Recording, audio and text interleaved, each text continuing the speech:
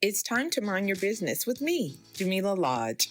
Tune in to find out how to mind your business with BEDC, special guest entrepreneurs, industry experts, and more. Brought to you by BEDC. Bermuda business starts here.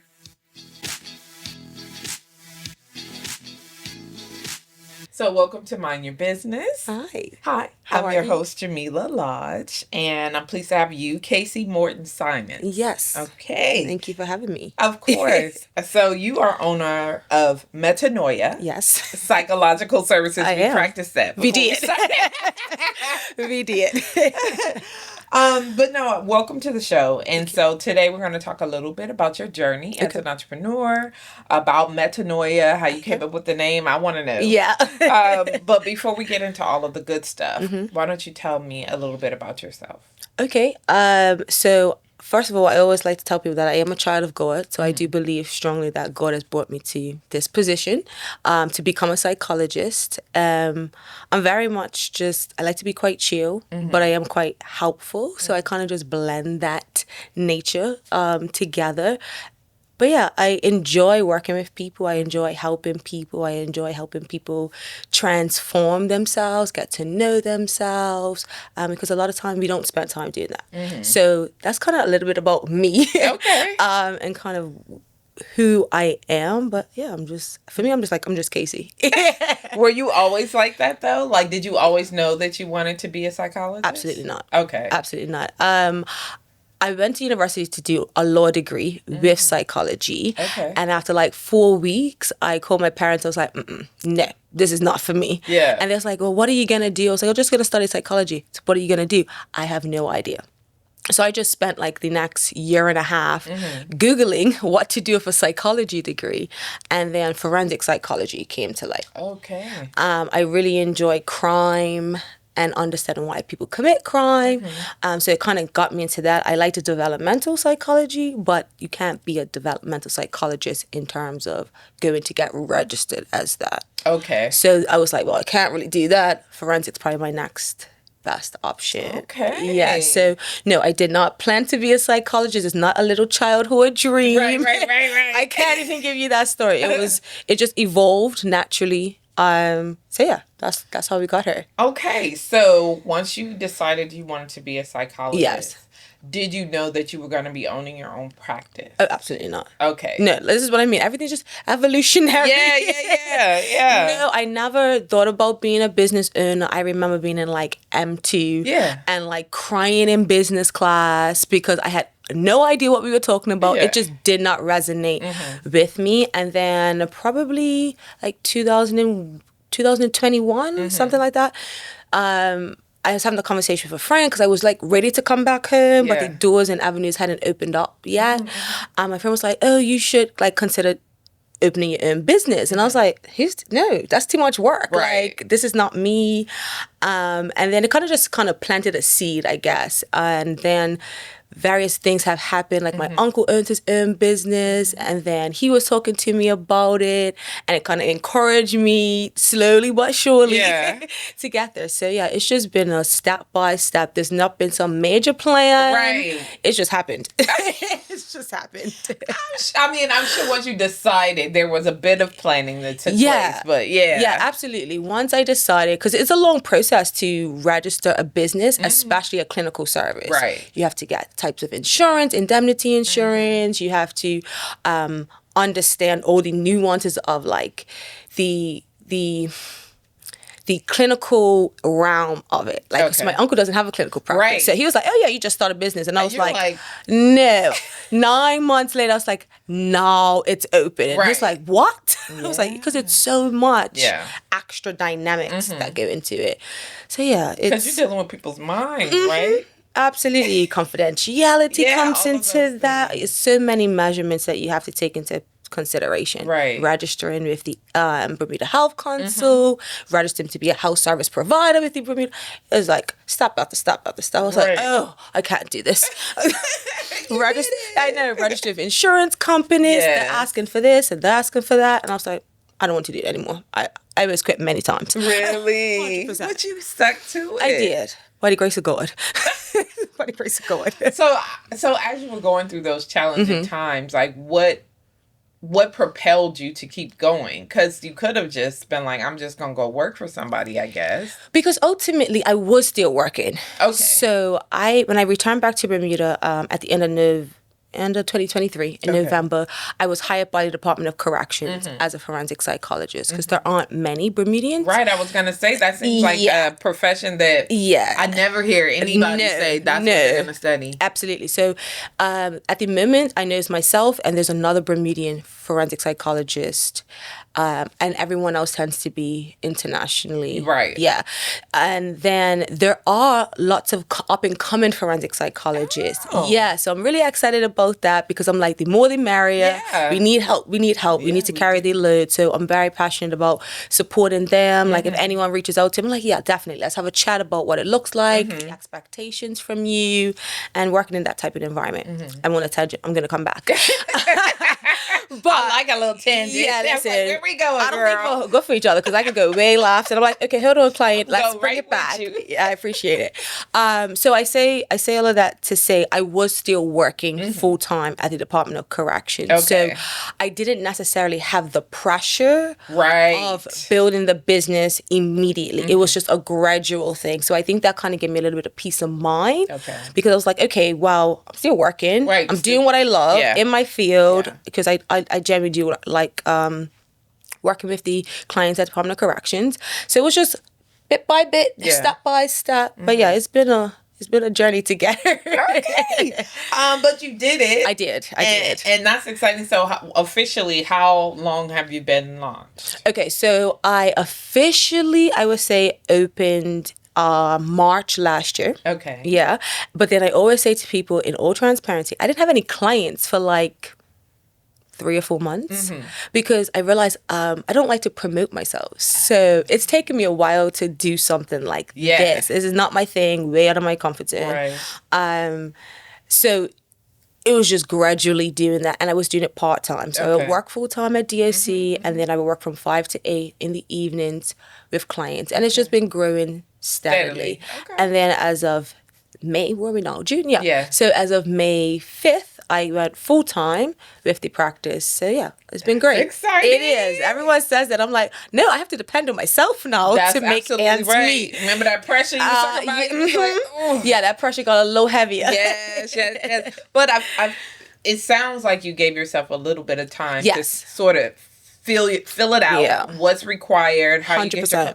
And I think word of mouth still works in Bermuda. Word of mouth has been the biggest blessing. Yeah. Like genuinely the biggest blessing because I haven't, gone to doctors' offices and put out flyers. I haven't done any of that. All you need is 1 or 2 people that know you, refer you, and then a client refers somebody else, and so on and so forth. And I could truly say that's how I've grown my business to this point. Okay. So I'm very grateful for that. Because, once someone knows that you're doing something well and they believe in it, the word is valuable. It is. Yeah. And people always they're like, what was your experience exactly, like? You know? 100%. But, okay, so question, because we're talking about, I'm going to say mental health and psychological services and all of that. And not everybody want everybody to know that they are having these types of sessions and engagement. 100%. So that hasn't been a factor for you. No. So one of the things I put in the consent form that everyone signs is, if you do not want to speak to me in public, you could just walk right across me. You don't have to acknowledge my existence at all. That is okay. Right. But if you do, hello, how are you? You're doing okay. And that, I think, is giving people the flexibility and the freedom to say, if I want to acknowledge my therapist, my psychologist, I can. But if I don't, no one has to know. I mean, people wouldn't think about that in any other country, but in Bermuda, where everybody knows everybody. Exactly. We're this small. And literally, you're going to see everybody. I tell 100%. People all the time, I'm like, you're going to see the premier in the grocery store buying groceries. Absolutely. That's just the nature of Absolutely. Where we live. So, having said that, you relied a lot on word of mouth. 100%. Now that you're officially launched, have you given any thought to the other ways you can kind of get your name out there and marketing? I mean, we're doing this. We are doing this, and this is one of the ways. Yeah. And obviously one of your colleagues who I went to school with, he approached me a year ago and was like, you should come and, do the interviews. And I've been following you guys pretty much ever since. And I was like, no, I don't think I'm ready for that just yet. He's like, whenever you're ready. So here we are, pretty much like a year later. So it's literally built up the courage for me to come and sit with you and talk about myself, which I don't do because I talk about everyone else's problems. Right. So, but you deserve it. Like, I appreciate it. Huge accomplishments. I know everyone says that, and I just can't seem to get I don't know. Everyone's like, this is such a great thing. You're doing great things. And I'm just like, yeah, I don't know. Well, we're going to talk about you today. I appreciate it. Have to deal with it.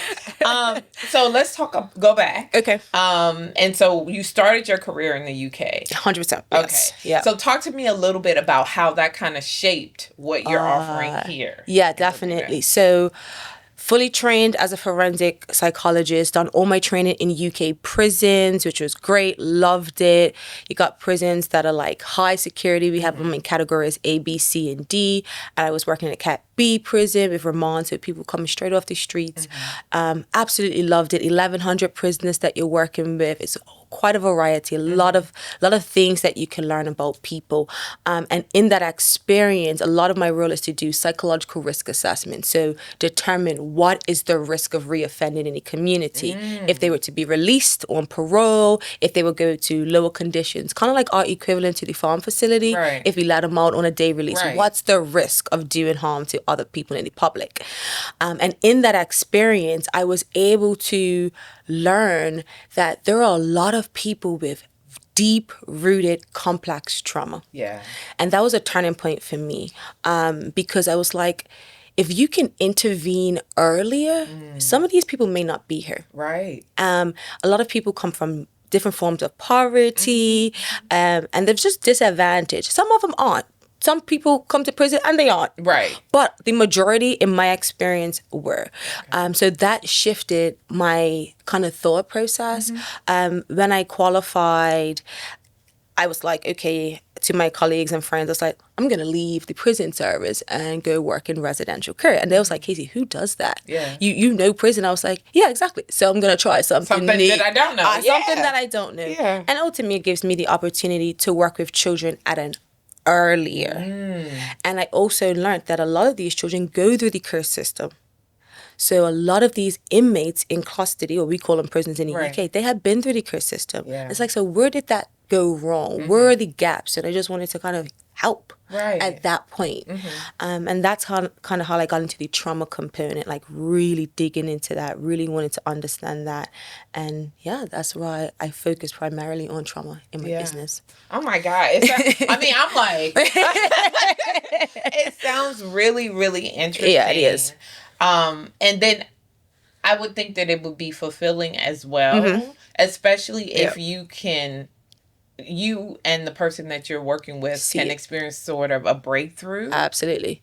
I call it the light bulb moment when my clients are like, oh my gosh, this is why I'm the way I am. Yeah. This is why I've been doing this for the last 30 years. And it's like, yes, we got there in the end. So it is definitely great.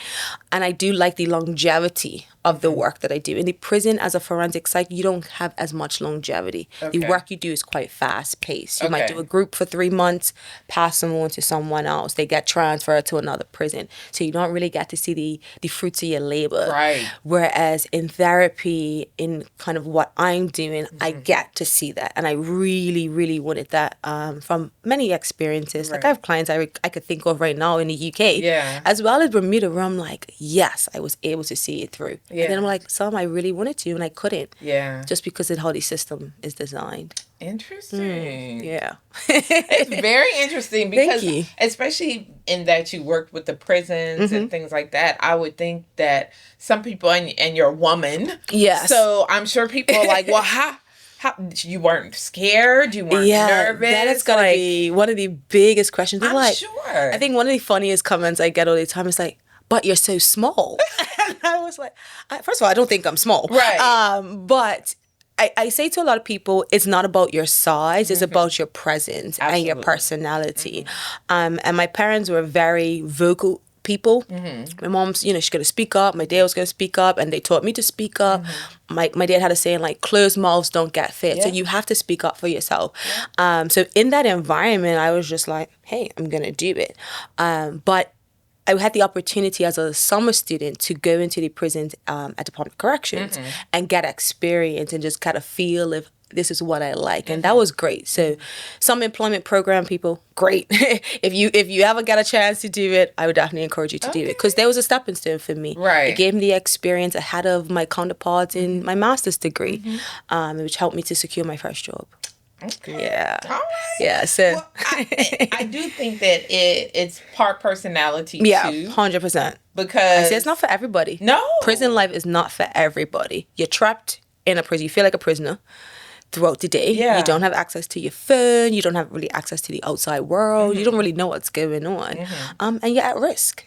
Yeah. And most of the guys are quite chill. They're quite cool. But you're at risk. Yeah, absolutely. Every day. 100%. Interesting. Okay.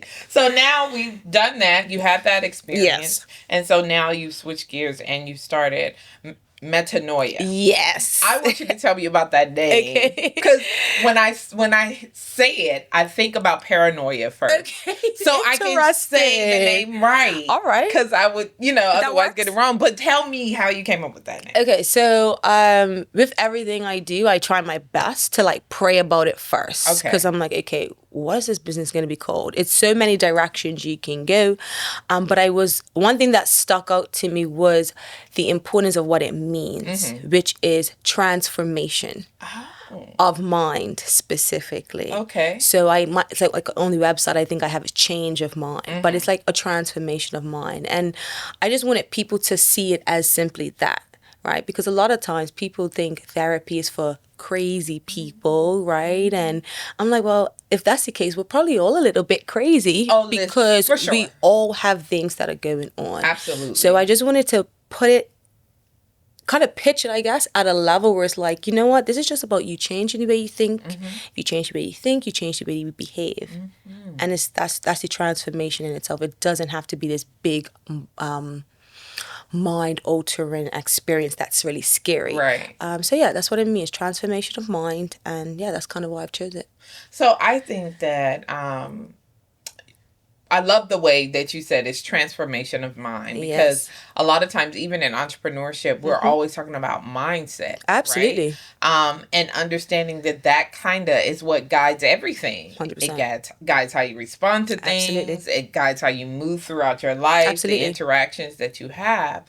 And so when you have the conversations with your clients, have you ever met like resistance in terms of, like you said, therapy is not for crazy people, but some people think that it is. Yes, exactly.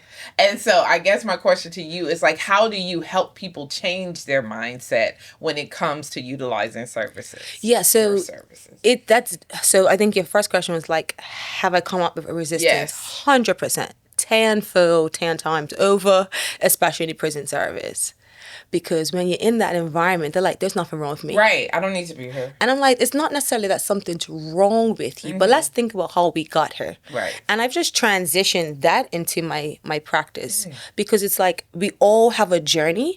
Some parts of that journey have been quite smooth sailing. Some parts of that journey have been really, really rough. Yes. And we might not have made a good choice, a good decision.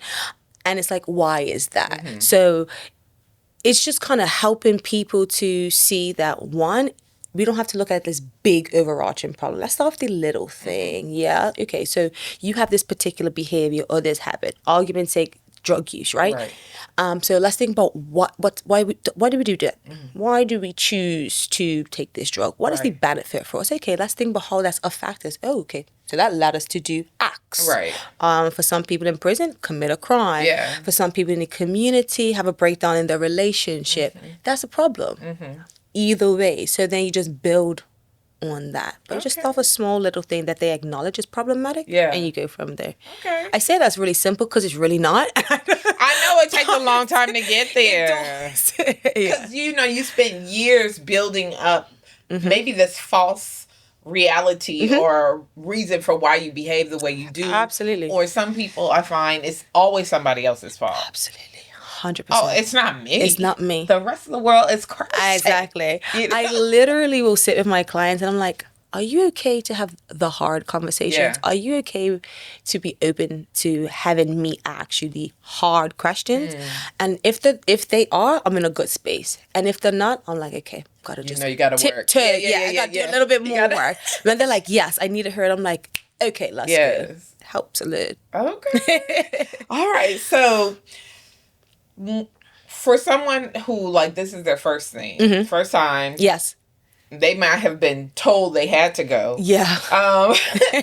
What does that process look like? How do you kind of put them at ease or make them say, okay, well, this is something I can do? Okay. So one of the things I have set up is having complimentary consultation sessions. Okay. That can be virtual, but I really do encourage people to do that face to face. And that's just a 30-minute courtesy session where they can come in and they meet me. I get to meet them. They get to ask questions about me. I get to ask questions about them and what their needs are.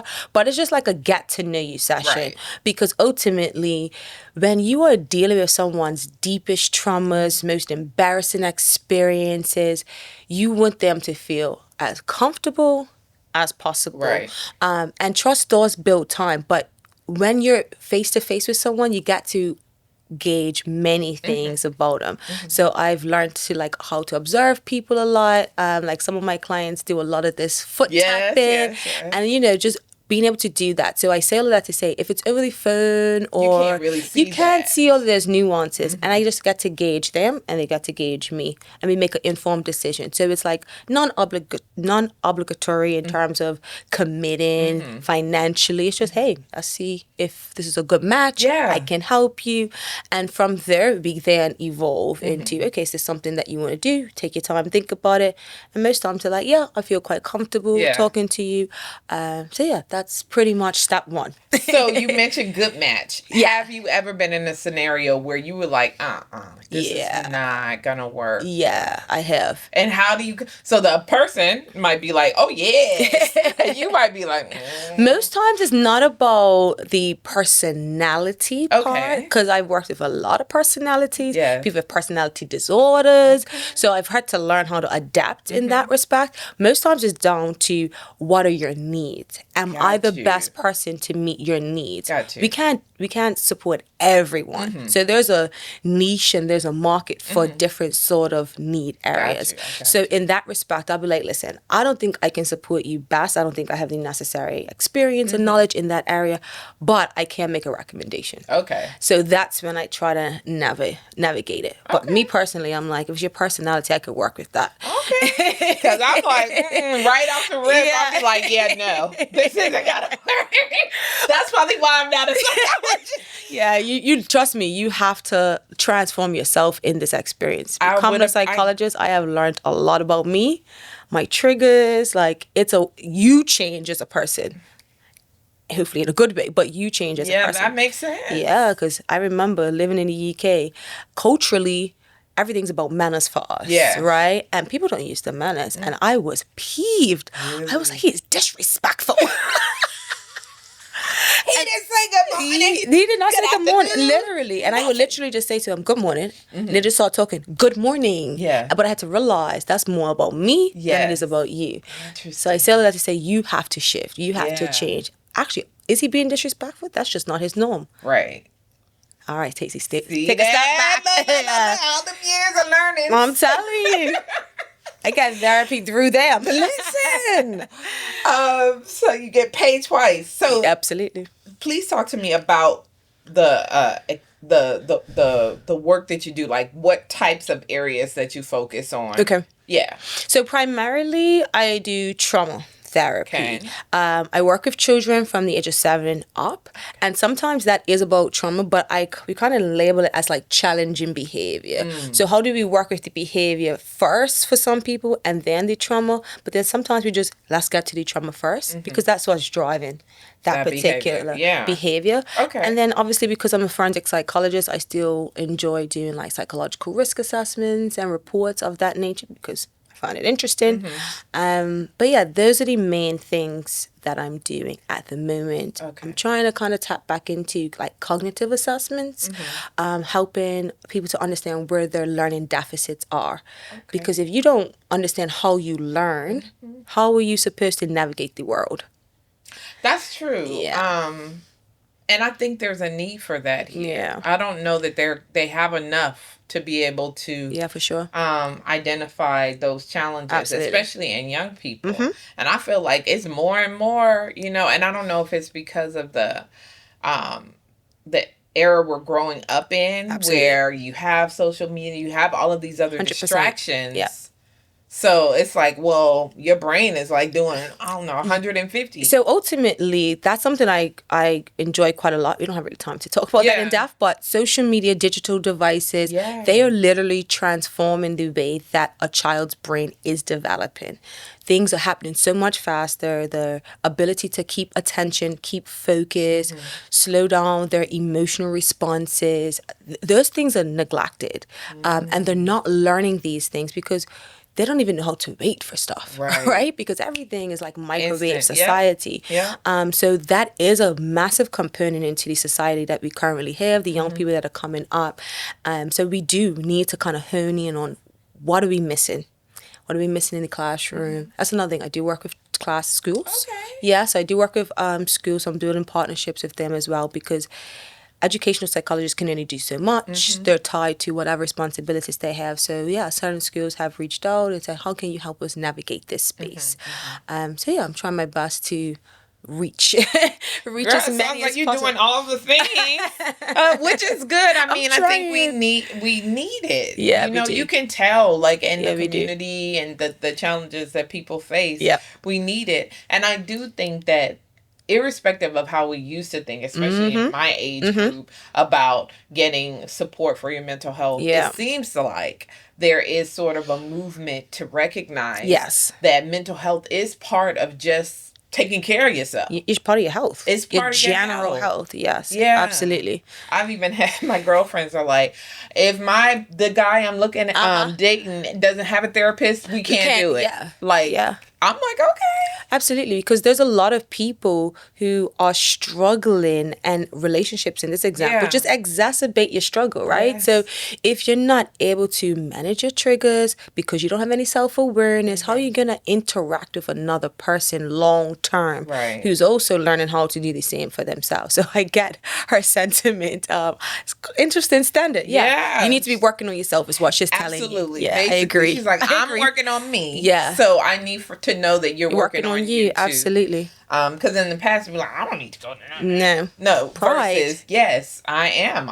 This is a challenge. Absolutely. I've identified someone that can help me 100%. Move through that space. So I think it's important. It is 100%. And normalizing getting the help and support, I think we have to continue to do that. Yeah. Agreed. So now Bermuda's small. So small.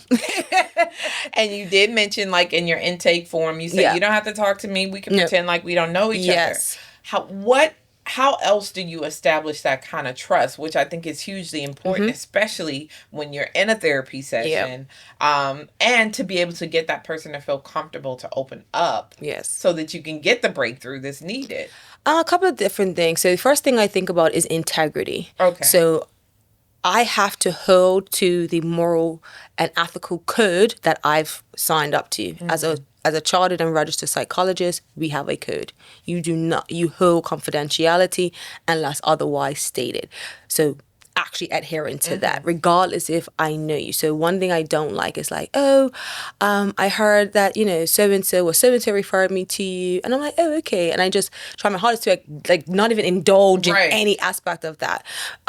Because it's like, I don't know if they want you to share that they come. Right. Yeah. Let's just, okay. Let's focus on you. Yeah, You here. that's great. Yes. That's great. And even if they do disclose to you, so you might, meet someone and they're like, oh yeah, my psychologist, my therapist, da da da da da. And I'm like, oh, that's nice. Yeah. I'm not going to. We're not going to have a conversation I'm not going to conversate about that. Yeah. So I try my hardest to hold to that, despite the fact that people were like 2 degrees of separation Absolutely. in Bermuda. And the other thing that I try to do is just remind people that I'm human as well. I tell people that, I also go into therapy myself to make sure that I was the best version of me to support them. And if I can relate to you and you understand that I'm not higher or more mightier or anything like that I notice brings down a level of their guard. Yeah. And that's really important because people just want to be related to, right? They just want to be able to understand that this person has been through some stuff too. They've overcome some stuff and they can at least connect. Absolutely. They can at least connect. So that's important for building trust. So if for people who are listening and they're curious, right? But they haven't actually made the step, what kind of assumptions do you want to challenge the most about going to a psychologist? We're human. Yeah. So I think that when someone goes to a psychologist, they think there's got to be something drastically wrong with them. And it doesn't. If you're just struggling to cope with day-to-day life, then let's start there. Okay. Because we're all got a lot of things going on, spinning many plates, wearing different hats. So it's like, just think about it as simplistically as possible. I'm not trying to diagnose you with any sort of disorder. I'm just trying to have a conversation with you, just like we're doing right now. Right. To help. Right. To kind of just help you get to know you. Yeah. Get to know your strengths, because everyone has strengths, but also tap into, okay, what are the things I'm really struggling with? So that would be my words of wisdom for people. Like, it's not a big thing. We all need someone to talk to. And funny enough, people do talk to people. But sometimes those people are too connected. Correct. And there's no objectivity. Right. So it's like, just find someone who has some objectivity. And that's why you don't do therapy with family. Right. Because they know you and they be like, you doing this because of this and that. Yeah. So you have a little bit of separation, someone who could just come in with a new lens and guide you through that. Okay. Yeah. Listen, we got some. We minded our business and got a little therapy in. So this has been great. It's been great. I appreciate it. Thank you. It's good to meet you. Your business. So anyone who's interested in now, because this is part of your marketing kind of. This is the part that I'm not that great at. How can they get in touch with you? How can they find out more? Yeah. So we have a website. It's Metanoia Psychology. So Metanoia, METANOIA, psychology.org. Okay. So if you go on the website, you'll be able to see what services are provided. You'll be able to contact me. You can book an appointment. Some people contact me because they just want to have an initial conversation. Right. That's perfectly fine. You can book an appointment to have a complimentary consultation. That's an opportunity for us to get to know each other. But everything is on the website, including opening hours, my contact details via email and via phone. Okay. And obviously where we're located. Right. So yeah, everything is there. One-stop shop. Okay. Make it easy, right? Make it easy, yeah, for them and me. Yes. It has been a lovely time speaking with you, Kacee. Thank you so much. Thank you for having me. I appreciate it. Hopefully, when people see and hear this, you're going to get flooded with it's like, wait a minute. But gradually. Gradually. But I do think it's important. The work that you're doing is important. Thank you. I appreciate it. The work that you started with in the prisons is extremely important. Yes. But knowing that we have you on the island, I think it's awesome. Yeah. And for anyone considering, like you said, forensic psychology and all of that now, they have a mentor. 100%. Reach out. I'm happy to have a chat with you because I didn't have anyone to guide me. I was winging it. So it's always good to kind of see people progress. From my former summer student progressing towards it, other people that are interested. I'm here for it. I am here for it. Thank you for minding your business with us. I appreciate you very much. And remember, if you don't mind your business, who will? I don't know. Thanks for tuning in to Mind Your Business with me, your host, Jamillah Lodge. Tune in next week, Thursday at 4 p.m. because if you don't mind your business, who will? Mind Your Business is brought to you by BEDC. Bermuda Business starts here.